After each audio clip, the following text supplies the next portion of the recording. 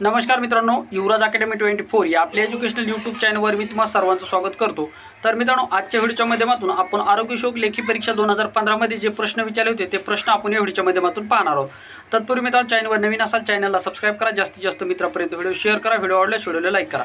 महत्त्वाची गोष्ट म्हणजे मित्रांनो, आरोग्यशोक पुरुष या पदासाठी आपण एक तांत्रिक प्रश्नाची सिरीज चालू केलेली। यामध्ये मित्रांनो तुम्हाला न्यू सिलेबसनुसार प्रश्न विचारले जातील, परंतु मित्रांनो आपल्याला जुना अभ्यासक्रम सुद्धा या ठिकाणी विसरून चालणार नाही। जुना अभ्यासक्रम सुद्धा आपल्याला काही महत्त्वाचे मुद्दे आपल्याला कव्हर करणं गरजेचं असणार आहे, कारण की ते सुद्धा मुद्दे आपल्याला 100% IBPS विचारणार आहे।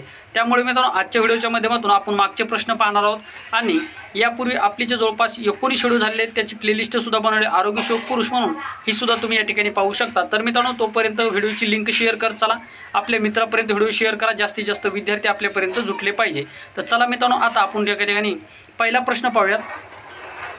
पहिला प्रश्न आपल्याला काय विचारले पहा मित्रांनो, या ठिकाणी पहिला प्रश्न आपल्याला विचारलाय की अन्न साखळीमध्ये खालील घटक असतात। आता अन्न साखळीमध्ये खालीलपैकी कोणते घटक असतात? अन्न साखळी मित्रांनो आपल्याला न्यू सिलेबसमध्ये सुद्धा दिलेली आहे। आता अन्न साखळीमध्ये कोणते घटक असतात? पहिलं ऑप्शन दिले पहा, फक्त अन्न तयार करणारे। 2 नंबरचं दिलेले पहा मित्रांनो, फक्त अन्न तयार करणारे व खाणारे। 3 नंबरचं दिलेलं आहे अन्न तयार करणारे ते खाणारे तसेच विघटक, आणि 4 नंबरचं ऑप्शन आहे यापैकी नाही। तर मित्रांनो तुम्हाला 5 सेकंदामध्ये तुम्हाला याचा आन्सर द्यायचा आहे। न्यू सिलेबसनुसार आणि जुन्या सिलेबसनुसार आपण या ठिकाणी याचे आन्सर देण्याचा प्रयत्न करत आहोत। तर चला मित्रांनो, सर्वांनी या ठिकाणी आन्सर देण्याचा प्रयत्न या ठिकाणी करायचा आहे।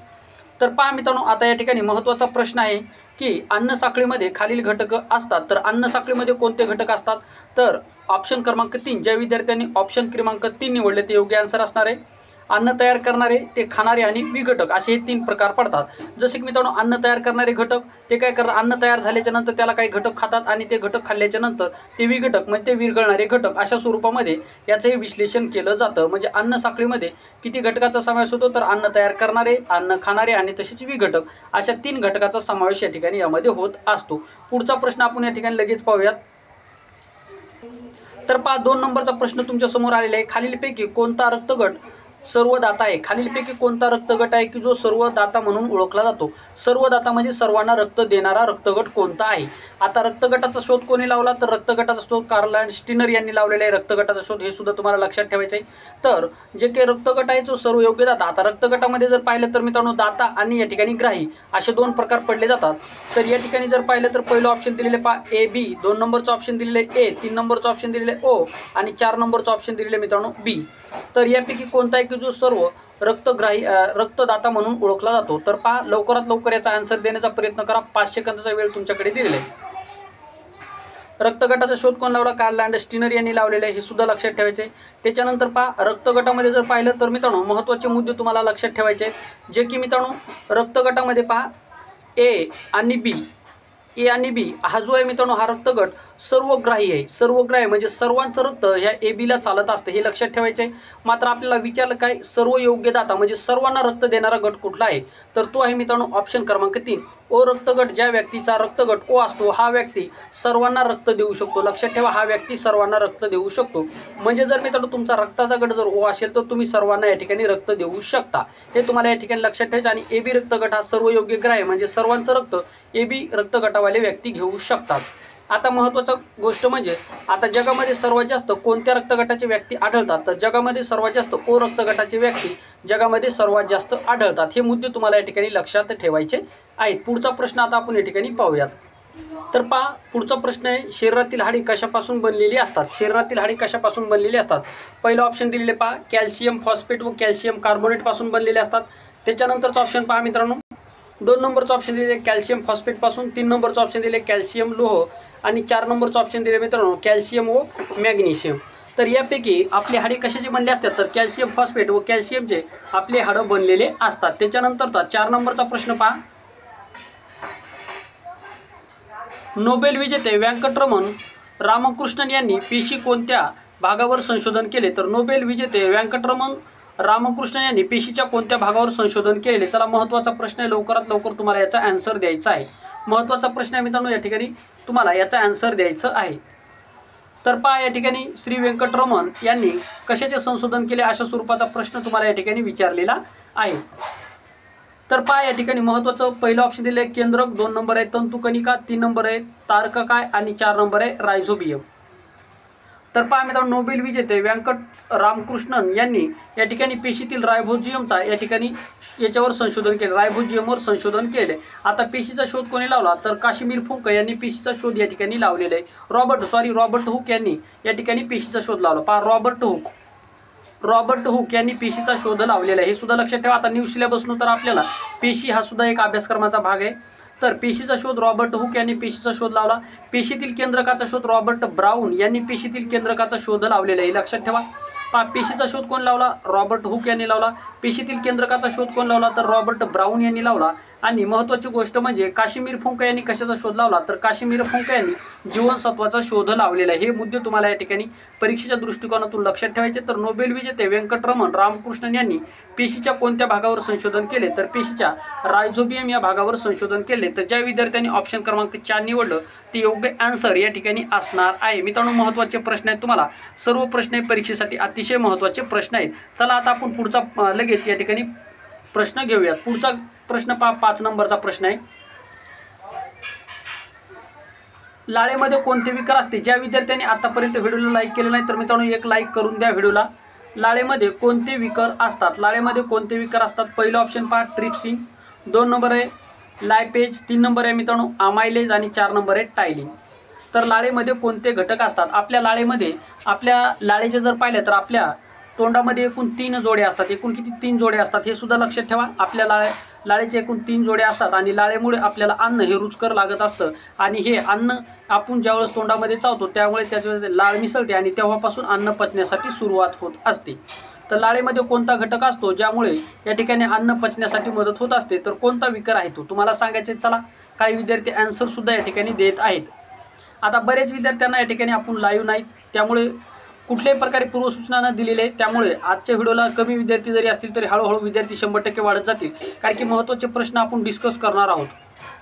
तर लाळेमध्ये कोणते विकार असतात? तर लाळेमध्ये टायलिन। पहा, ज्या विद्यार्थ्यांनी ऑप्शन क्रमांक 4 निवडलं म्हणजे लाळेमध्ये कोणते घटक असतात? तर टायलिन नावाचा हा विकार लाळेमध्ये असतो, हे सुद्धा तुम्हाला या ठिकाणी लक्षात ठेवायचं। काही विद्यार्थ्यांनी ऑप्शन क्रमांक 4 दिलेले तरी अतिशय योग्य आन्सर या ठिकाणी असणार आहे। तुमचे प्रश्न सुद्धा किती बरोबर येतात हे तुम्हाला या ठिकाणी सांगायचे। परीक्षा मित्रांनो या ठिकाणी जून जुलैमध्ये होणार आहेत, जे की 2 ते 3 महिन्याचा कालावधी उरला आहे। तर या कालावधीमध्ये मित्रांनो आपल्याला 80+ गुण कसे येतील हे ठिकाणी टार्गेट ठेवायचं आहे। आणि ज्यावेळेस आपला 80+ गुण तांत्रिक क्वेश्चन सर्व धरून 80+ गुण ज्यावेळेस येतील त्यावेळेस आपली आरोग्य सेवकाची पोस्ट फिक्स असणार आहे। त्यामुळे परीक्षेची वाट बघण्यापेक्षा आपल्याला मार्क कसे वाढतील हे तुम्हाला या ठिकाणी पाहायचं आहे। जर तुम्हाला पोस्ट जर हवी असेल तर परीक्षेची वाट पाहू नका, मार्क आपले कसे वाढतील याकडे लक्ष द्या। जे विद्यार्थ्यांनी मार्क कसे वाढतील याकडे लक्ष देतील आणि अभ्यास करतील तेच विद्यार्थी आगामी काळामध्ये होणाऱ्या परीक्षेमध्ये सक्सेस होतील। पुढचा प्रश्न आता आपण लगेच या ठिकाणी पाहूयात।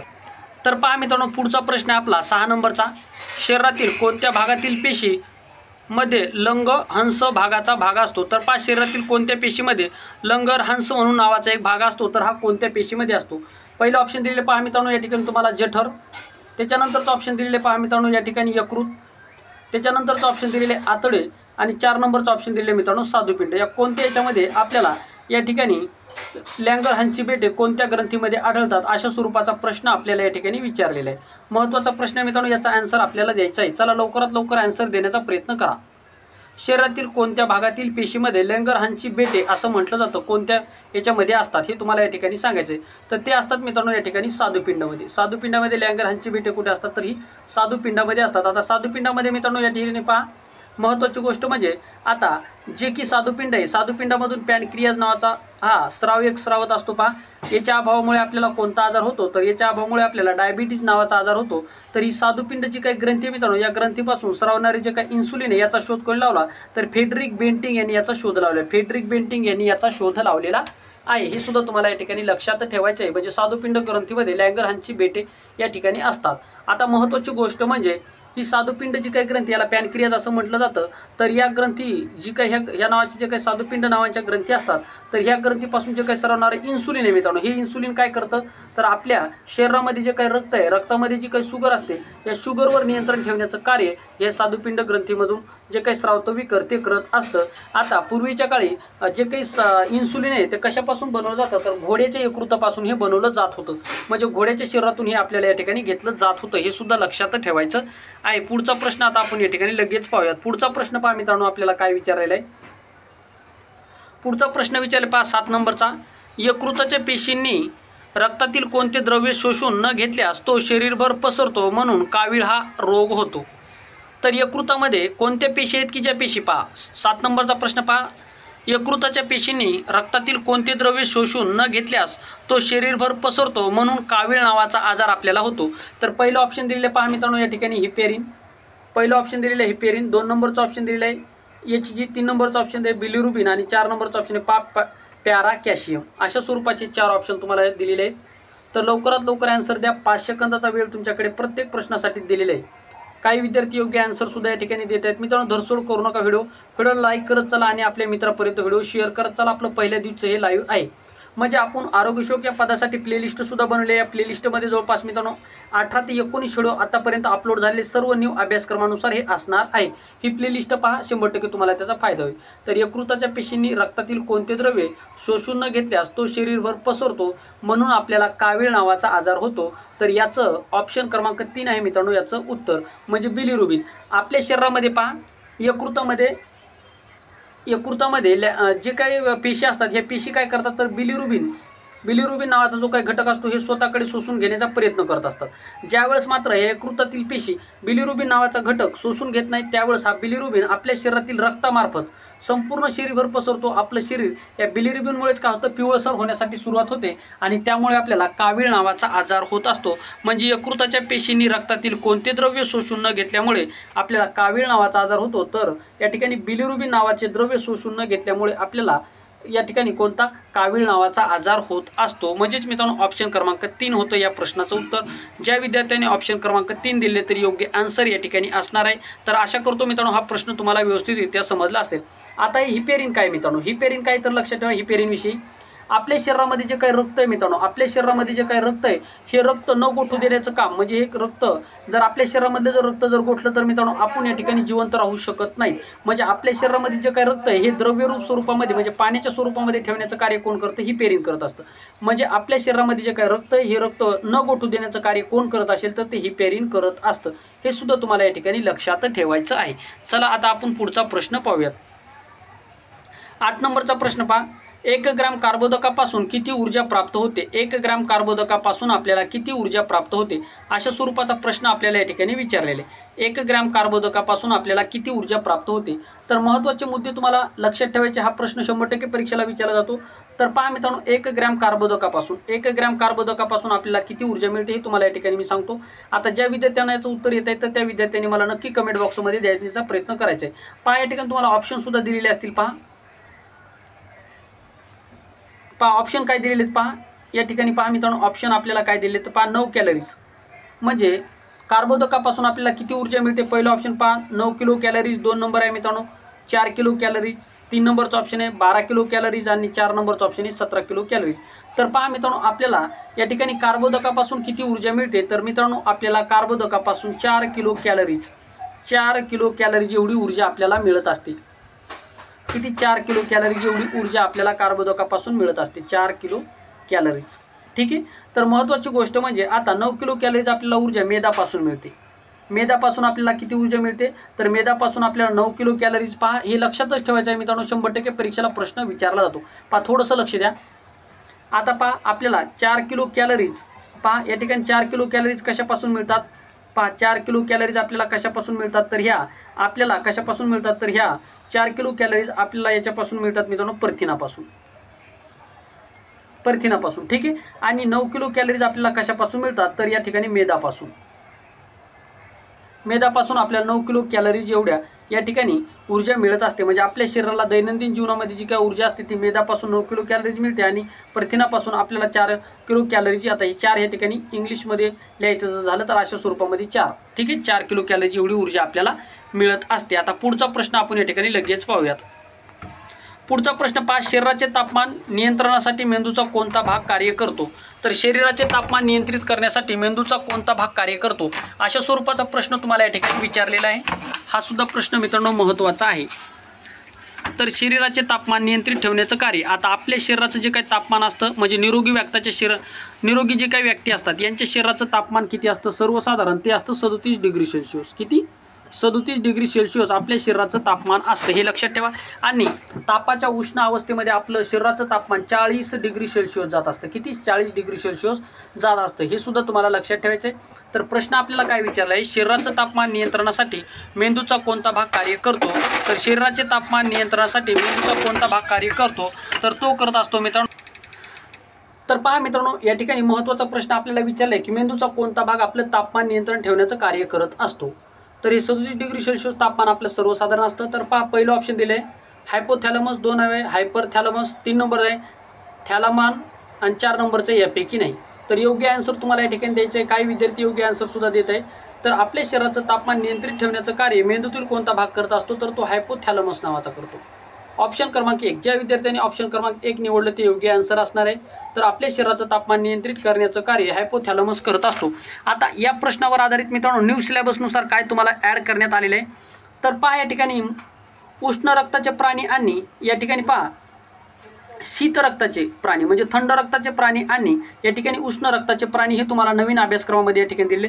तर पहा मित्रांनो, जे की शीत रक्ताचे प्राणी असतात म्हणजे जसं की साप असेल, बेंडूक असेल, हे शीत रक्ताचे प्राणी आहेत। तर जे प्राणी शीत रक्ताचे असतात तर असे प्राणी काय करत असतात? तर वातावरणातील तापमानानुसार आपल्या शरीराचं तापमान या ठिकाणी बदलत असतात, हे लक्षात ठेवायचं आहे। मात्र मनुष्य आपलं जे काही वातावरणानुसार आपलं तापमान बदलू शकत नाही। मात्र साप असेल, बेंडूक असेल, हे प्राणी शीत रक्ताचे म्हणजे जेवढे प्राणी शीत रक्ताचे आहेत तर हे प्राणी काय करतात? आपल्या वातावरणानुसार शरीराचं तापमान बदलत असतात। आता न्यू सिलेबसनुसार यावर आधारित तुम्हाला प्रश्न कसा विचारला जाईल की खालीलपैकी कोणत्या रक्ताचे प्राणी वातावरणातील बदलानुसार आपल्या शरीराचं तापमान बदलू शकतात? मग तुमच्या लक्षात आलं पाहिजे की वातावरणानुसार तापमान बदलणारे कोणते प्राणी असतात? तर ते असतात थंड रक्ताचे प्राणी। थंड रक्ताचे प्राणी वातावरणानुसार आपल्या शरीराचं तापमान हे चेंज करत असतात, हे तुम्हाला या ठिकाणी लक्षात येणं गरजेचं आहे न्यू सिलेबसनुसार। त्यामुळे जुना सिलेबस आणि न्यू सिलेबस यामध्ये काही प्रश्न किंवा काही भाग हे मित्रांनो मिळते जुळते आहेत, हे तुम्हाला या ठिकाणी लक्षात ठेवायचे आहे। म्हणजे काही मोजकेच टॉपिक आहेत की जे एकमेकाशी सांगड घालून तुम्हाला प्रश्न विचारले जातील। आता पुढचा प्रश्न पाहूयात। पुढचा प्रश्न पहा मित्रांनो, या ठिकाणी 10 नंबरचा प्रश्न पहा, लाल रक्तपेशी तयार होण्यासाठी कोणत्या घटक महत्त्वाचा असतो? आता लाल रक्तपेशी आपल्या शरीरामध्ये जे काही रक्त आहे या रक्तामध्ये 3 प्रकारच्या पेशी असतात। या रक्तामध्ये किती? 3 प्रकारच्या पेशी असतात। एक म्हणजे पहा मित्रांनो पांढऱ्या पेशी, 2 नंबर मित्रांनो या ठिकाणी तांबड्या पेशी आणि 3 नंबर आहे मित्रांनो या ठिकाणी कुठल्या? तर ह्या 3 नंबरच्या ज्या पेशी असतात त्या चपटे पेशी। आता पहा, पांढऱ्या पेशीला आपल्या शरीराचे सैनिक असं म्हटलं जातं आणि ह्या तांबड्या जे काही पेशी असतात मित्रांनो, ह्या तांबड्या पेशी काय करत असतात? तर पहा, मलेरिया आजारामध्ये तांबड्या पेशीचं प्रमाण कमी होत असतं। तांबड्या पेशी काय करतात? तर आपल्या शरीराला ऑक्सिजन पुरवण्याचं कार्य करत असतात, हे सुद्धा लक्षात ठेवायचं आहे। तांबड्या पेशीचा जो काय आकार असतो मित्रांनो, द्विबहिर्वक्र स्वरूपाचा आकार आहे तांबड्या पेशीचा असतो। चपटे पेशी काय करत असतात? तर आपल्या शरीराला जर कुठे जखम झाली असेल तर या जखमेमधून जे काही रक्त प्रवाहित होतं किंवा रक्त जे काही मित्रांनो रक्तस्राव होतो, तर हा रक्तस्राव थांबण्याचं कार्य काय करत असतात? चपट्या पेशी करत असतात। आणि डेंग्यू या आजारामध्ये चपट्या पेशीचा नाश होतो। पहा, चपट्या पेशीचा नाश कशामध्ये होतो? तर डेंग्यू या आजारामध्ये होत असतो, हे सुद्धा लक्षात ठेवायचं आहे। मग आपल्याला विचारले काय, लाल रक्तपेशी तयार होण्यासाठी कोणता घटक महत्त्वाचा असतो? पहिला ऑप्शन पहा व्हिटॅमिन सी, 2 नंबर आहे व्हिटॅमिन के, 3 नंबर आहे फॉलिक ॲसिड म्हणजे फॉलिक ॲसिडला व्हिटॅमिन B9 सुद्धा म्हटलं जातं, हे सुद्धा लक्षात ठेवा। फॉलिक ॲसिड म्हणजे B9। कधी कधी प्रश्न विचारला जाईल की खालीलपैकी कोणते जीवनसत्व फॉलिक ॲसिड म्हणून ओळखलं जातं? तर B9 हे जीवनसत्व। आता B9 जे काही बी कॉम्प्लेक्समध्ये जे जीवनसत्व येतात मित्रांनो, जवळपास 1 पासून तर 12 पर्यंत असे 8 प्रकारचे या ठिकाणी येतात, त्याला बी कॉम्प्लेक्स असं म्हटलं जातं। तर B9 ला फॉलिक ॲसिड म्हटलं जातं आणि हे फॉलिक ॲसिड मित्रांनो आपल्या शरीरातील लाल रक्तपेशी वाढविण्यासाठी महत्त्वाचं कार्य करत असतं। म्हणजेच ऑप्शन क्रमांक 3 आहे मित्रांनो आपल्या या प्रश्नाचं उत्तर। तर ज्या विद्यार्थ्यांनी ऑप्शन क्रमांक 3 दिलेलं आहे तर योग्य आन्सर या ठिकाणी असणार आहे। आशा करतो मित्रांनो हा प्रश्न तुम्हाला व्यवस्थितरित्या समजला असेल, जे की प्रश्नाच्या अनुषंगाने विश्लेषण मी तुम्हाला सांगत आहे। तर मित्रांनो हे विश्लेषण तुम्हाला परीक्षेसाठी अतिशय महत्त्वाचं आहे, हे त्यामुळे तुम्हाला लक्षात ठेवायचं आहे किंवा याच्या नोट्स सुद्धा तुम्ही काढू शकता किंवा आपले व्हिडिओ तुम्ही वारंवार पाहिले तर 100% तुम्हाला त्याचा फायदा होईल, ठीक आहे। आता याच्यानंतर पहा मित्रांनो 11व्या क्रमांकाचा प्रश्न आपण या ठिकाणी पाहतो, खालीलपैकी कोणता रक्तगट सर्वग्राही आहे? आता याचं उत्तर तुम्हाला मी कमेंट बॉक्समध्ये सर्वांनी द्यायचं आहे, कारण की वरच्या प्रश्नामध्ये मी तुम्हाला सांगितलेलं होतं खालीलपैकी कोणता रक्तगट सर्वग्राही आहे। तर या ठिकाणी पहा मित्रांनो सर्वग्राही सर्वदाता कोणता आहे? तर ओ रक्तगट सर्वयोग्य दाता आहे। म्हणजे हा सर्वांना रक्त या ठिकाणी देऊ शकतो, एला सुद्धा देऊ शकतो, बीला सुद्धा देऊ शकतो, त्याच्यानंतर AB ला सुद्धा देऊ शकतो आणि त्याच्यानंतर मित्रांनो ओला सुद्धा देऊ शकतो. म्हणजे ओ रक्तगटाच्या व्यक्ती एला सुद्धा रक्त देतो, बीला सुद्धा रक्त देतो, AB रक्तगटाच्या व्यक्तीला सुद्धा रक्त देतो आणि ओ रक्तगटाच्या सुद्धा व्यक्तीला रक्त देतो. म्हणून ओ रक्तगटाला सर्वयोग्य दाता असं म्हटलं जातं. हे आपण वरच्या प्रश्नामध्ये पाहिलेलं आहे. जगामध्ये सर्वात जास्त ओ रक्तगटाचे व्यक्ती आहेत हे सुद्धा मी तुम्हाला वरती सांगितलं होतं. मात्र या ठिकाणी प्रश्न काय विचारला आहे की खालीलपैकी कोणता रक्तगट हा सर्वयोग्य ग्राही म्हणून ओळखला जातो. तर सर्वयोग्य ग्राही म्हणून ओळखला जाणारा रक्तगट आहे मित्रांनो या ठिकाणी AB हा रक्तगट सर्वयोग्य ग्राही म्हणून ओळखला जातो. म्हणजे AB ज्या व्यक्तीचं रक्तगट AB आहे तर हा व्यक्ती सर्वांकडून रक्त घेऊ शकतो. म्हणजेच ऑप्शन क्रमांक 2 आहे आपल्या या प्रश्नाचं उत्तर. तर आशा करतो मित्रांनो हे सुद्धा प्रश्नाचं उत्तर तुम्हाला व्यवस्थितरित्या समजलं असेल. बरेच विद्यार्थी या ठिकाणी आन्सर सुद्धा देत आहेत. बरेच विद्यार्थ्यांचा या ठिकाणी जुन्या सिलेबसनुसार बरेच जवळपास 90% विद्यार्थ्यांचा अभ्यासक्रम या ठिकाणी कव्हर झालेला आहे. मात्र न्यू सिलेबसनुसार थोडेसे विद्यार्थी पाठीमागे आहेत. तर त्या विद्यार्थ्यांसाठी एक महत्त्वाची गोष्ट आहे की न्यू सिलेबसनुसार सुद्धा आपण व्हिडिओ घेत आहोत आणि त्याचे ऑलरेडी आपण 19 व्हिडिओ अपलोड केलेले आहेत. सर्व टॉपिकनुसार हे व्हिडिओ आहेत आणि आपण जवळपास मित्रांनो 1000 प्रश्नाची या ठिकाणी एक PDF सुद्धा बनवलेली आहे की ही PDF मित्रांनो सर्व विद्यार्थ्यांसाठी या ठिकाणी आपल्याला लवकरच तुमच्या सेवेमध्ये येणार आहे. आणि जवळपास मित्रांनो मी 2000 प्रश्नाचा एकच व्हिडिओ तुम्हाला ज्यावेळेस तुमची परीक्षा डिक्लेअर होईल जवळपास 10 ते 12 दिवसामध्ये तुम्हाला 2000 प्रश्नाची जी PDF आणि त्याच्यानंतर मित्रांनो तुमचा हा जो काही व्हिडिओ असणार आहे जवळपास 2 ते 3 तासाचा व्हिडिओ असेल. हा व्हिडिओ मी तुम्हाला लवकरच देणार आहे जेणेकरून मित्रांनो तुम्हाला त्याचा 100% आगामी काळामध्ये होणाऱ्या परीक्षेमध्ये फायदा होईल. जर मी तुम्हाला आता 9 ते 10 दिवसामध्ये हा 2000 क्वेश्चनचा जर तुम्हाला जर व्हिडिओ जर दिला आतापासून जर तुम्ही जो तो वारंवार जर पाहिला तर 100% तुम्हाला आगामी काळामध्ये न्यू सिलेबसनुसार तांत्रिक प्रश्नामध्ये जवळपास 32 ते 35 क्वेश्चन तुमचे 100% येऊन जातील. ठीक आहे, न्यू सिलेबसनुसार असणार आहे. त्यामुळे चॅनलवर नवीन असाल तर चॅनलला सबस्क्राईब करून ठेवा. ठीक आहे, पुढचा प्रश्न पहा. 12 नंबरचा प्रश्न आपल्याला विचारलेला आहे की पॉलिश केल्याने धान्यामधील कोणते जीवनसत्व नष्ट होते. आता पहा जे की आपले तांदूळ असतील आता पॉलिश केले जातात. मुगाची डाळ आहे ही सुद्धा पॉलिश केली जाते. तर जे की अन्न पॉलिश केलं जातं आणि मार्केटमध्ये विकलं जातं तर यामध्ये कोणत्या जीवनसत्वाचा नाश होतो अशा स्वरूपाचा प्रश्न आपल्याला विचारला आहे. पहिला ऑप्शन पहा जीवनसत्व A, B 2 नंबरचा ऑप्शन आहे जीवनसत्व B, 3 नंबरचा ऑप्शन आहे जीवनसत्व E आणि 4 नंबरचा ऑप्शन आहे जीवनसत्व D. तर चला लवकरात लवकर याचा आन्सर देण्याचा प्रयत्न करा. आता मित्रांनो तुम्हाला जीवनसत्व Aचं शास्त्रीय नाव विचारलं जाईल, जीवनसत्व Bचं सुद्धा विचारलं जाईल, Eचं सुद्धा विचारलं जाईल आणि Dचं सुद्धा विचारलं जाईल. याच्या अभावामुळे होणारे आजार कुठले हे सुद्धा तुम्हाला परीक्षेला विचारलं जाईल किंवा अ जीवनसत्व आणि ब जीवनसत्व कोणत्या फळामध्ये सर्वात जास्त आढळतं असे सुद्धा प्रश्न तुम्हाला वेगवेगळ्या स्वरूपाचे प्रश्न परीक्षेला विचारले जातील. त्यामुळे जर तुम्ही आपले सर्व जर व्हिडिओ जर पाहिले तर सर्व कन्सेप्ट तुमच्या क्लिअर करण्याचा प्रयत्न मी 100% करणार आहे आणि तुम्हाला 100% सर्व तांत्रिक प्रश्नामध्ये बऱ्यापैकी तुम्हाला मार्क येतील याची मी तुम्हाला एक गॅरंटी देतो जर तुम्ही सर्व व्हिडिओ जर पाहिले तर पॉलिश केलेल्या धान्यामधील कोणते जीवनसत्व नष्ट होते. तर ऑप्शन क्रमांक 2 म्हणजे पॉलिश केलेल्या धान्यामध्ये जीवनसत्व ब या ठिकाणी नष्ट होत असतं. म्हणजे ऑप्शन क्रमांक 2 आहे आपल्या प्रश्नाचं उत्तर. तर मित्रांनो तुम्हाला या ठिकाणी सर्वांनी आन्सर द्यायचं आहे की जीवनसत्वामध्ये जर पाहिलं तर पाण्यामध्ये विरघळणारी जीवनसत्व कुठले आणि मेदामध्ये विरघळणारी जीवनसत्वे. मेदामध्ये विरघळणारी जीवनसत्वे आणि पाण्यामध्ये विरघळणारी जीवनसत्वे हे तुम्हाला सर्वांनी कमेंट बॉक्समध्ये सांगायचं आहे. तर आशा करतो मित्रांनो हा सुद्धा प्रश्न तुम्हाला व्यवस्थितरित्या समजला असेल. पुढचा प्रश्न आपण या ठिकाणी आता पाहूयात. नाही मित्रांनो आपला 13 नंबरचा आई वडील यांचा रक्तगट A व AB असल्यास बालकाचा अपेक्षित रक्तगट कोणता असू शकतो असा महत्त्वाचा प्रश्न तुम्हाला या ठिकाणी विचारला आहे.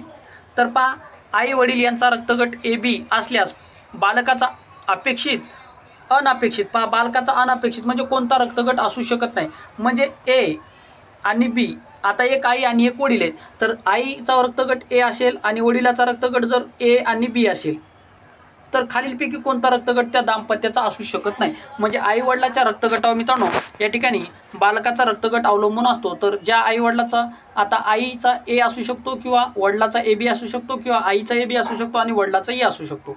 तर ज्या आई वडिलाचा रक्तगट A आणि AB आहे तर अशा आई वडिलाला खालीलपैकी कोणत्या रक्तगटाचा मुलगा होऊ शकत नाही अशा स्वरूपाचा प्रश्न तुम्हाला या ठिकाणी विचारलेले. मग पहिला ऑप्शन दिलेले पहा A, 2 नंबरचा ऑप्शन दिलेले AB, 3 नंबरचा ऑप्शन दिलेले B, 4 नंबरचा ऑप्शन दिलेले O. तर आई वडिलाचा रक्तगट आता महत्त्वाची गोष्ट म्हणजे मित्रांनो आई वडिलाकडून म्हणजे आपले अनुवंशिक जे काही आजार असतात बरेच आजार मित्रांनो आई वडिलाकडून जसे की डायबिटीज असेल त्याच्यानंतर मित्रांनो सिकल सेल नावाचा आजार असेल हा सुद्धा अनुवंशिक आहे. त्याच्यानंतर पहा मित्रांनो महत्त्वाची गोष्ट म्हणजे जो की डायबिटीज नावाचा आजार आहे हा सुद्धा अनुवंशिक आहे. हृदयविकाराचा झटका म्हणजे हार्ट अटॅक हा सुद्धा अनुवंशिक आहे, मात्र कुष्ठरोग नावाचा आजार हा अनुवंशिक नाही, हे सुद्धा लक्षात ठेवा। कुष्ठरोग नावाचा जो काय आजार हा अनुवंशिक नाही, तर अनुवंशिक आजार या ठिकाणी पसरत असतात। तर कोणता रक्तगट या बालकाचा असू शकत नाही असा प्रश्न आपल्याला या ठिकाणी विचारलेला आहे। तर पहा, ए सुद्धा असू शकतो, ए बी सुद्धा असू शकतो, बी सुद्धा असू शकतो, मात्र ओ रक्तगट असू शकत नाही, ओ रक्तगट या ठिकाणी असू शकत नाही, म्हणजे ऑप्शन क्रमांक 4 आहे या प्रश्नाचं उत्तर। तर आशा करतो मित्रांनो हा सुद्धा प्रश्न तुम्हाला व्यवस्थितरित्या समजला असेल। आता या ठिकाणी एक कन्सेप्ट तुमची मी क्लिअर करून देतो, न्यू सिलेबसनुसार सुद्धा आहे आणि जुन्या सिलेबसनुसार सुद्धा ही कन्सेप्ट आहे। तर ही कन्सेप्ट थोडीशी या ठिकाणी लक्षात ठेवा। आता हा प्रश्न आई वडिलांवर डिपेंड असल्यामुळे या ठिकाणी मी तुम्हाला सांगत आहे। आता पहा मित्रांनो, होणारं जे काय बालक आहे, आता तो मुलगा आहे किंवा मुलगी आहे हे कोणावर डिपेंड करतं, तर हे तुम्हाला या ठिकाणी मी सांगतो। उदाहरणार्थ ही आहे मित्रांनो आई आणि हे आहेत वडील, हे आहेत वडील। आता पहा, आईकडून जे लिंग गुणसूत्र येतात ते येत असतात मित्रांनो एक्स एक्स, आणि वडिलांकडून जे लिंग गुणसूत्र येत असतात ते असतात एक्स आणि वाय। तर पहा मित्रांनो, ज्यावेळेस आईकडून एक्स गुणसूत्र येतं, वडिलांकडून सुद्धा एक्स गुणसूत्र येतं, त्यावेळेस होणारं बाळ हे काय असतं, तर ते असतं मित्रांनो फिमेल, म्हणजे ते असतं मुलगी। ज्यावेळेस आईकडून एक्स गुणसूत्र येतं, वडिलांकडून वाय गुणसूत्र येतं, त्यावेळेस जे काही बाळ होतं तर ते असतं मित्रांनो मेल, म्हणजे ते असतं मुलगा। म्हणजे आई आणि वडिलांपैकी मुलगा किंवा मुलगी होणं हे कोणावर डिपेंड आहे, तर ते पूर्णपणे वडिलावर डिपेंड आहे, म्हणजे वडिलावरच ते डिपेंड असतं, हे सुद्धा लक्षात ठेवा। प्रश्न असा सुद्धा विचारला जाईल की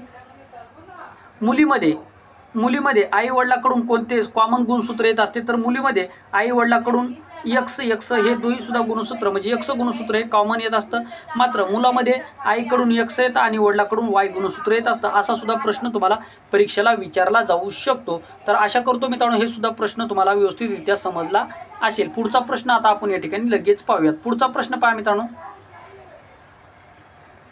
14 नंबरचा प्रश्न पहा, ब्ल्यू बेबी कोणाला म्हणतात? ब्ल्यू बेबी कोणाला म्हणतात? चला आन्सर देण्याचा प्रयत्न करा। ब्ल्यू बेबी कोणाला म्हणतात? ब्ल्यू बेबी कोणाला म्हणतात पहा। पहिलं ऑप्शन दिलेलं पहा, जन्मताच डोळ्यात दोष असणाऱ्या मुलाला ब्ल्यू बेबी असं म्हटलं जातं। 2 नंबरचं ऑप्शन दिलेलं आहे, जन्मताच किडनीमध्ये दोष असणाऱ्या मुलाला ब्ल्यू बेबी म्हटलं जातं का? 3 नंबरचं ऑप्शन आहे, जन्मताच मंद दोष असलेल्या व्यक्तीला ब्ल्यू बेबी असं म्हटलं जातं।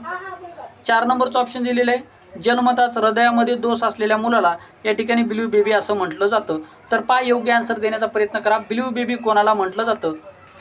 काही विद्यार्थी योग्य आन्सर सुद्धा या ठिकाणी देत आहे। मित्रांनो व्हिडिओला लाईक करून द्या, अजून सुद्धा व्हिडिओला लाईक ज्या विद्यार्थ्यांनी केलं नाही तर त्या व्हिडिओला लाईक करून द्या, आणि महत्त्वाची गोष्ट म्हणजे आपल्या मित्रापर्यंत आपला व्हिडिओ नक्की शेअर करण्याचा प्रयत्न करा, जेणेकरून त्यांना सुद्धा याचा फायदा होईल। आणि जास्तीत जास्त विद्यार्थी ज्यावेळेस आपल्याला जुळतील त्यावेळेस मित्रांनो मी चांगल्यात चांगले क्वेश्चन आणि महत्त्वाची गोष्ट म्हणजे 1, 2, 2.5 घंट्यापर्यंत मी तुम्हाला व्हिडिओ घेण्याचा प्रयत्न करेल, जेणेकरून तुम्हाला सुद्धा त्याचा फायदा होईल।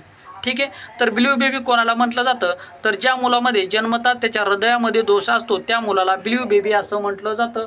म्हणजे ज्या विद्यार्थ्यांनी ऑप्शन क्रमांक 4 निवडले ते योग्य आन्सर या ठिकाणी असणार आहे, म्हणजेच या प्रश्नाचं उत्तर आहे ऑप्शन क्रमांक 4। म्हणजे ब्ल्यू बेबी कोणाला म्हटलं जातं, तर जन्मताच हृदयामध्ये दोष असलेल्या मुलाला ब्ल्यू बेबी असं म्हटलं जातं। पुढचा प्रश्न पहा मित्रांनो, आता 15 नंबरचा प्रश्न पहा, एड्स रोगाचे निदान करण्यासाठी कोणत्या टेस्ट घेतल्या जातात? आता एड्स रोगाचे निदान करण्यासाठी कोणत्या टेस्ट घेतल्या जातात अशा स्वरूपाचा प्रश्न आपल्याला विचारला आहे।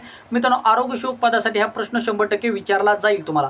पहा एड्स रोगाचे निदान करण्यासाठी कोणत्या टेस्ट घेतल्या जातात, तर पहिली आहे मित्रांनो पहा एलायचा, 2 नंबर आहे वेस्टर्न ब्लॉट, त्याच्यानंतरची पहा त्याच्यानंतरची गोष्ट आहे कोणती आहे, तर पहा त्याच्यानंतर यापैकी दोही सुद्धा आणि यापैकी दोही सुद्धा नाही अशा स्वरूपाचे ऑप्शन आहेत। ठीक आहे, तर पहा एड्स रोगाचे निदान करण्यासाठी एलायझा आणि वेस्टर्न ब्लॉट ह्या दोही सुद्धा चाचण्या घेतल्या जातात। म्हणजे 3 नंबरचं जे काय ऑप्शन आहे मित्रांनो वरीलपैकी दोन्ही हे याचा आन्सर असणार आहे। म्हणजे एड्स रोगाचं निदान करण्यासाठी एलायझा आणि वेस्टर्न ब्लॉट ह्या चाचण्या केल्या जातात। आता एड्स कशामुळे होतो, एड्स आजारावर कोणत्या प्रकारच्या गोळ्या किंवा कोणत्या प्रकारचे औषध दिले जातात हे मी मागच्या व्हिडिओमध्ये तुम्हाला सांगितलेलं आहे। सर्व व्हिडिओ जे विद्यार्थी पाहतील त्या विद्यार्थ्यांना म्हणजे प्रत्येक व्हिडिओच्या माध्यमातून तुमचे जे काही कन्सेप्ट एकावर एक आधारित प्रश्न असतात मित्रांनो, आणि हे प्रश्न प्रत्येक एकाच प्रश्नातून तुमची कन्सेप्ट या ठिकाणी क्लिअर होत नाही हे तुम्हाला लक्षात ठेवायचे, त्यामुळे वेगवेगळे प्रश्न तुम्हाला पाहणं गरजेचं। आता एड्सचा पहिला रुग्ण देशामध्ये केव्हा आढळता होता, भारतामध्ये केव्हा आढळला, जगामध्ये केव्हा आढळला, जगामध्ये कोणत्या देशामध्ये आढळला, भारतामध्ये कोणत्या जिल्ह्यामध्ये कोणत्या राज्यामध्ये सर्वप्रथम एड्सग्रस्त व्यक्ती आढळला,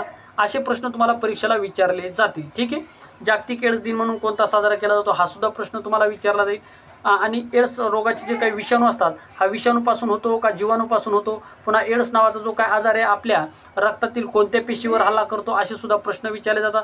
ज्या व्यक्तीला एड्स आहे तर त्या व्यक्तीला इतर कोणते आजार जडू शकतात असा सुद्धा प्रश्न तुम्हाला विचारला जाऊ शकतो. अशी डीपमध्ये माहिती मी तुम्हाला प्रत्येक व्हिडिओमध्ये देत असतो. ठीक आहे, पुढचा प्रश्न पाहूयात मित्रांनो. आता लगेच आपण पुढचा प्रश्न पहा मित्रांनो. आता या ठिकाणी आपला 8 नंबरची पिढी पहा. वरचे जे काही ऑप्शन होते ते या ठिकाणी आलेले आहेत. तर पहा 16 नंबरचा प्रश्न आता आपल्याला या ठिकाणी पाहायचा आहे. 16 नंबरचा प्रश्न. ठीक आहे, पहा 16 नंबरचा प्रश्न आपल्याला काय दिलेला आहे. तर 16 नंबरचा प्रश्न पहा आपल्याला काय दिलेला आहे. नदीतील पाणी किती दूषित आहे हे ओळखण्यासाठी काय मोजतात. पहा आता आरोग्य शोकसाठी, आता ज्यावेळेस तुम्ही आरोग्य शोक म्हणून या पदावर लागाल तर मित्रांनो ज्यावेळेस तुम्हाला काही 3 ते 4 खेडे दिले जातील तर या खेड्याचं पाणीसुद्धा चेक करण्याचं काम तुम्हाला करावं लागतं. त्यामुळे हे तुम्हाला माहीतच असणं गरजेचं आहे. ठीक आहे, हे तुम्हाला माहीतच असणं गरजेचं. पहा महत्त्वाचा प्रश्न आहे. तर मग एखादं पाणी शुद्ध आहे किंवा नाही, म्हणजे एखाद्या गावाला पाणी शुद्ध जातं किंवा नाही हे जर पाहायचं असेल तर तुम्ही पाण्यामध्ये काय पाहू शकता किंवा तुम्हाला पाण्यामध्ये काय पाहणं गरजेचं आहे. तर या ठिकाणी पहा पहिलं ऑप्शन दिलेलं आहे पाण्यामधील घाणीचे प्रमाण, त्याच्यानंतर पाण्यामध्ये क्लोरीनचे प्रमाण, त्याच्यानंतर पाण्यामध्ये ऑक्सिजनचे प्रमाण, त्याच्यानंतर पाण्यातील नायट्रोजनचे प्रमाण. आता जर मित्रांनो तुम्ही आरोग्य शोक झाल्याच्या नंतर नदीतील पाणी किती दूषित आहे हे जर तुम्हाला पाहायचं असेल तर तुम्हाला त्यामध्ये सर्वप्रथम काय पाहिलं जाईल. तर आता काही विद्यार्थ्यांना वाटेल की पाण्यातील क्लोरीन, तर पहा पाणी शुद्ध करण्यासाठी क्लोरीन वापरलं जातं, मात्र पाणी किती शुद्ध आहे हे पाहण्यासाठी क्लोरीन वापरलं जात नाही. तर एखादं पाणी किती शुद्ध आहे किंवा किती दूषित आहे हे जर तुम्हाला पाहिजे असेल तर ते पाण्यातील ऑक्सिजनच्या प्रमाणावर ठरलं जातं. पाण्यातील ऑक्सिजनच्या प्रमाणावर ते ठरलं जातं, हे सुद्धा लक्षात ठेवायचं आहे. पाण्यापासून सुद्धा आपल्याला वेगवेगळ्या प्रकारचे खनिजे मिळत असतात. पहा मित्रांनो पाण्यापासून आपल्याला ऊर्जा मिळत नाही. पाण्यापासून पहा महत्त्वाचे स्टेटमेंट विचारले जातील तुम्हाला. पाण्यापासून आपल्याला ऊर्जा मिळते. पहिलं ऑप्शन बरोबर की चूक.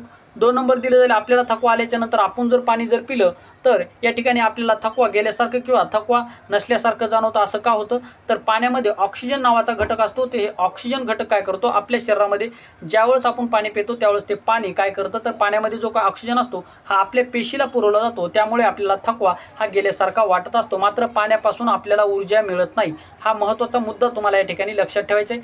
म्हणजे जर तुम्हाला पाणी किती दूषित आहे हे जर पाहायचं असेल तर पाण्यातील ऑक्सिजनचं प्रमाण तुम्ही पाहणं गरजेचं आहे. ऑप्शन क्रमांक 3 आहे आपल्या प्रश्नाचं उत्तर. तर आशा करतो मित्रांनो हा सुद्धा प्रश्न तुम्हाला व्यवस्थितरित्या समजला असेल. ठीक आहे, त्याच्यानंतर प्रश्न पहा मित्रांनो.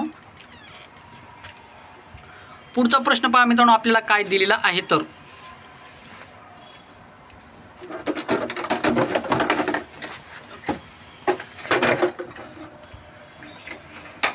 17 नंबरचा प्रश्न पहा मित्रांनो. MRIचे पूर्ण रूप काय. आता रोगाचं निदान करण्यासाठी मित्रांनो MIR नावाची टेस्ट केली जाते. तर MIR पूर्ण रूप काय तुम्हाला या ठिकाणी सांगायचं आहे, म्हणजे याचा फुल फॉर्म तुम्हाला या ठिकाणी सांगायचा आहे. महत्त्वाचा प्रश्न आहे मित्रांनो, आन्सर देण्याचा प्रयत्न या ठिकाणी तुम्हाला करायचा आहे. MIRचं पूर्वरूप या ठिकाणी सांगायचं. पूर्ण रूप MRIचे पूर्ण रूप सांगा. तर चला 5 सेकंदाचा वेळ तुमचा या ठिकाणी सुरू झालेला आहे. लवकरात लवकर आन्सर देण्याचा प्रयत्न करा. पहिल्या नंबरचा ऑप्शन आहे पहा मित्रांनो मॅग्नेटिक रिसोनन्स इमेजिंग. 2 नंबरचा आहे मॅग्नेटिक रिस्पॉन्सिव्ह इमेजिंग. 3 नंबरचा आहे मेथड ऑफ रिस्पॉन्सिव्ह इमेजिंग. 4 नंबरचा ऑप्शन आहे मॅग्नेटिक रिसोनन्स इम्पॅक्ट. चला लवकरात लवकर आन्सर देण्याचा प्रयत्न करा. तर पहा मित्रांनो ज्या विद्यार्थ्यांनी ऑप्शन क्रमांक 1 निवडलं ते योग्य आन्सर असणार आहे. MRIचे पूर्ण रूप काय, तर मॅग्नेटिक रिसोनन्स इमेजिंग हे याचं पूर्ण रूप असणार आहे. म्हणजे ऑप्शन क्रमांक 1 आहे आपल्या या प्रश्नाचं उत्तर. तर आशा करतो मित्रांनो या प्रश्नाचं उत्तर बरेच विद्यार्थ्यांना या ठिकाणी आलेलं आहे. ठीक आहे, पुढचा प्रश्न पहा. पुढचा प्रश्न आपल्याला काय दिले पहा. त्वचेला काळा रंग कशामुळे येतो. जी काय आपली त्वचा आहे या त्वचेला काळा रंग कशामुळे येतो. तर याचे ऑप्शन आता या ठिकाणी पाहूयात मित्रांनो. पहा त्वचेला काळा रंग कशामुळे येतो. पहिलं ऑप्शन पहा ॲथोथेसिया. 2 नंबर आहे मेलोनिन. 3 नंबर आहे पेनिसिलिन. 4 नंबर आहे वेगस.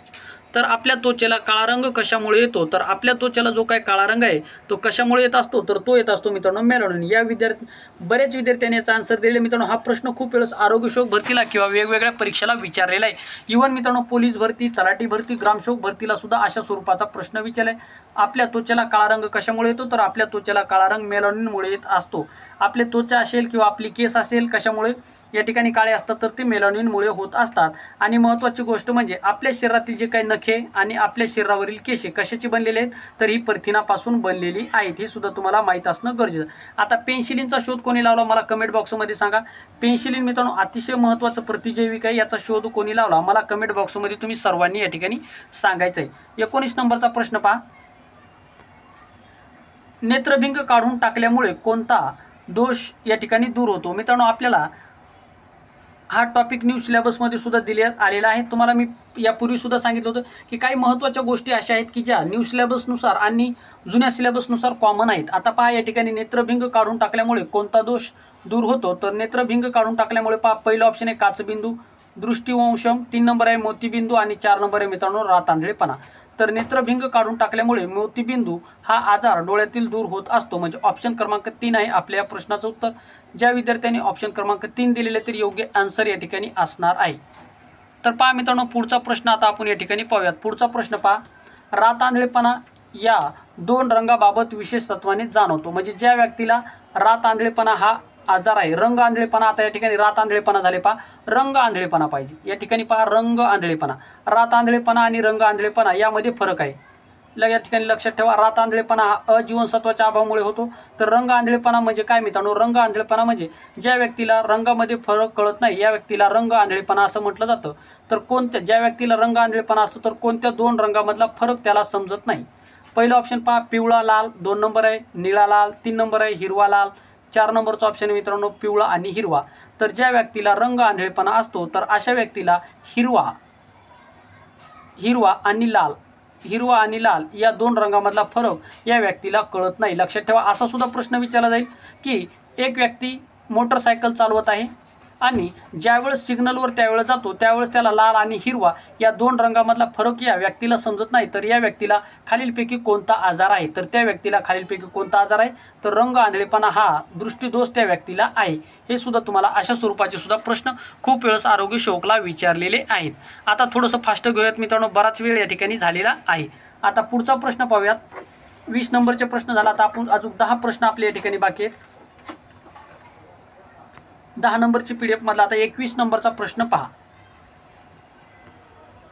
21 नंबरचा प्रश्न आपल्याला विचारण्यात आलेला आहे की पित्त हा विकार शरीरातील या अवयवाशी संबंधित आहे। पित्त हा विकार आपल्या शरीरातील कोणत्या अवयवाशी संबंधित आहे? पित्त हा विकार पहिले पहा यकृत, 2 नंबर आहे फुफ्फुसे, 3 नंबर आहे स्वादुपिंड आणि 4 नंबर आहे जठर। तर पित्त जो काय आजार आहे हा कशाशी संबंधित आहे, तर हा मित्रांनो या ठिकाणी आपल्या यकृताशी संबंधित असलेला आजार आहे। पित्त हे यकृताशी संबंधित असलेला हा एक प्रकारचा आजार आहे। आता फुफ्फुसे आणि महत्त्वाची गोष्ट म्हणजे स्वादुपिंडाशी संबंधित कोणतं आहे, इन्सुलिन मी तुम्हाला यापूर्वी सांगितलं होतं त्याविषयी माहिती सुद्धा मी दिलेली आहे। तर पित्त हे कशाशी संबंधित आहे, यकृताशी संबंधित आहे। यकृतामधील कोणत्या पेशीने आपल्या शरीरातील जर जो काही पिवळा घटक आहे हा जर शोषून नाही जर घेतला तर आपल्याला कोणता आजार होतो, तर या ठिकाणी बिलिरुबिन नावाचा घटक जर शोषून नाही जर घेतला तर आपल्याला कावीळ नावाचा आजार होत असतो, हे सुद्धा मी तुम्हाला यापूर्वी सांगितलेलं आहे।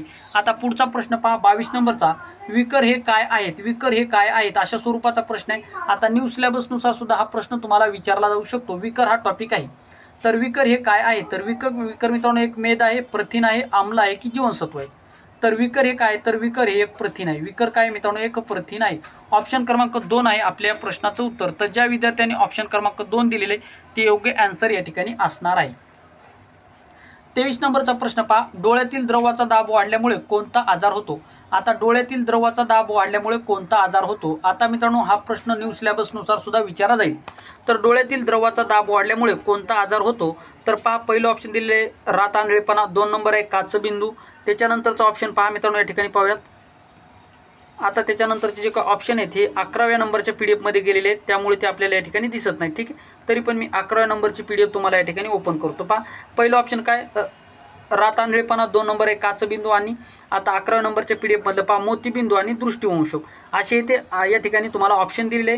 तर पहा 10व्या याच्यावर गेल्याच्या नंतर तुम्हाला लक्षात येईल, तर पहा डोळ्यातील द्रवाचा दाब वाढल्यामुळे, डोळ्यातील द्रवाचा दाब वाढल्यामुळे आपल्याला कोणता आजार होतो, तर डोळ्यातील द्रवाचा दाब वाढल्यामुळे आपल्याला काचबिंदू नावाचा आजार होतो। कोणता, काचबिंदू नावाचा आजार होतो। आपल्या दृष्टीला जे काही दूरदृष्टिता, निकटदृष्टिता या नावाचे दृष्टीदोष आपल्या डोळ्यामध्ये होत असतात.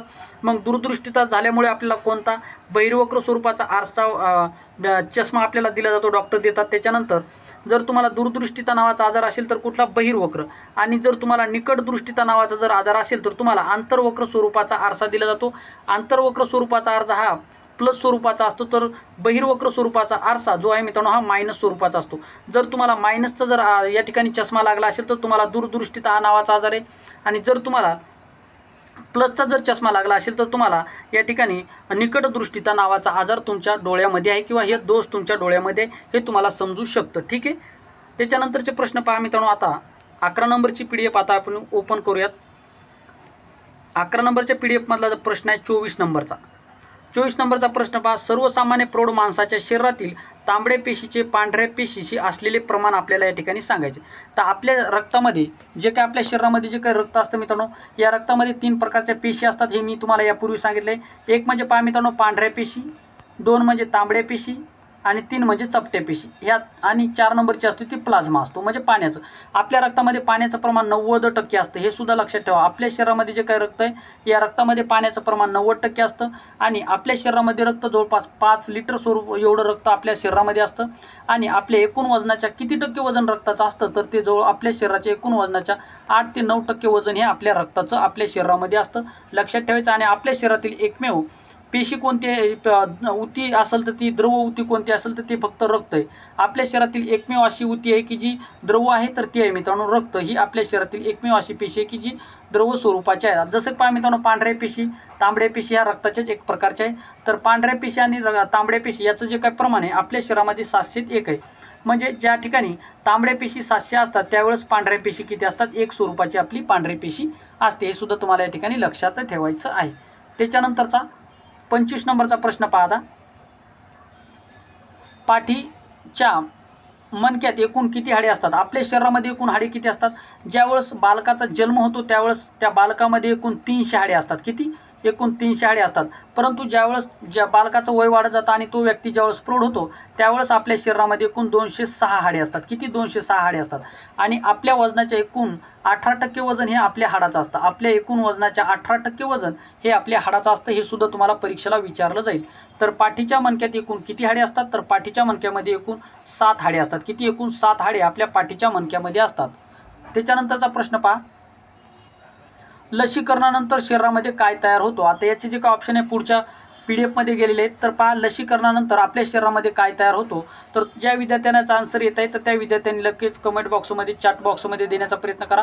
लसीकरणानंतर आपल्या शरीरामध्ये काय तयार होतात? तर लसीकरणानंतर आपल्या शरीरामध्ये अँटीबॉडीज तयार होतात. काय होतात मित्रांनो? अँटीबॉडीज. आता अँटीबॉडीज म्हणजे काय? जसे पहा मित्रांनो आता आपल्या कोरोना झालता, तर कोरोनामध्ये एक लस निर्माण करण्यात आली होती, सिरम इन्स्टिट्यूटने केली होती आणि एक भारत बायोटेकने केली होती.